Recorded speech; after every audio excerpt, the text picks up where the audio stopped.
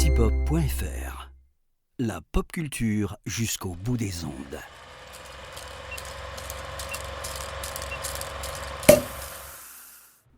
Bonjour à toutes, bonjour à tous. Bienvenue dans ce deuxième numéro du calendrier de l'après, de l'apéro ciné. Aujourd'hui, nous allons voyager en 2021, car le 2 janvier 2021, le Kazakhstan a aboli la peine de mort.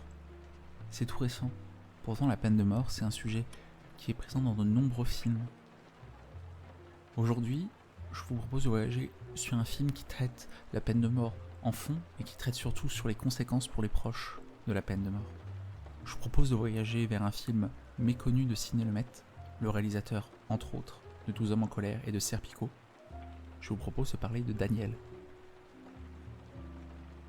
Daniel, c'est un film que l'on redécouvre actuellement en France, qui est sorti en 1983 aux États-Unis, qui a eu le droit à quelques copies en France en 1984, et qui est indisponible depuis 40 ans.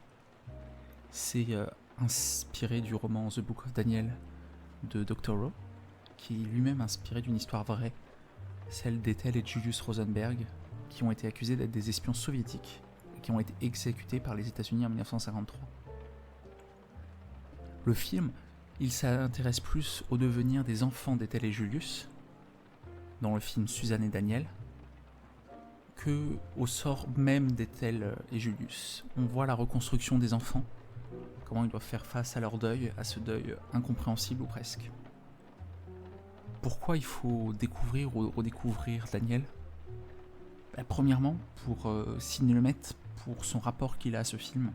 Si vous avez eu l'occasion de lire son livre Faire un film, vous verrez que Daniel est sûrement le film que lui-même a fait et dont il parle le plus.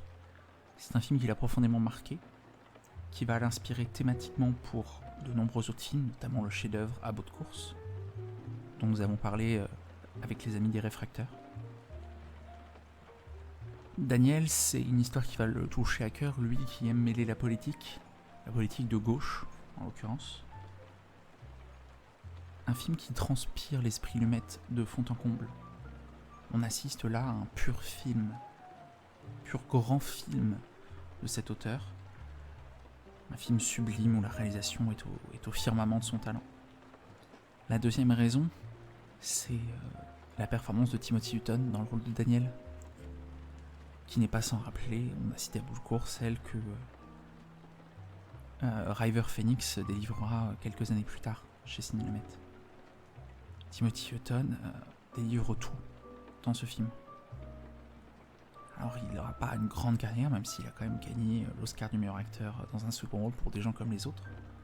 Mais Timothy Hutton se révèle complètement pour nous Français dans ce film. Il est bouleversant d'émotions, il arrive à tout jouer. Et rien que pour sa performance, ça vaut le coup de voir ou revoir ce film. Et enfin, la troisième raison, c'est une raison un peu personnelle. Comme je vous l'expliquais en introduction, Daniel, c'est un film qui était quasiment invisible en France pendant 40 ans. Mais heureusement, depuis quelques semaines, grâce à Spectrum Film, on peut le retrouver désormais en édition physique en France, en DVD et en Blu-ray. À l'apéro ciné, on adore les formats physiques, qui sont, malgré beaucoup de contraintes, l'avenir du cinéma, de la conservation du cinéma, de la redécouverte des films. Une édition magnifique signée Spectre Film qui vaut à elle seule le coup de visionner Daniel de Sidney Lumet. C'était le deuxième numéro du calendrier de l'après de l'apéro ciné. Je vous souhaite une bonne journée et je vous dis à demain.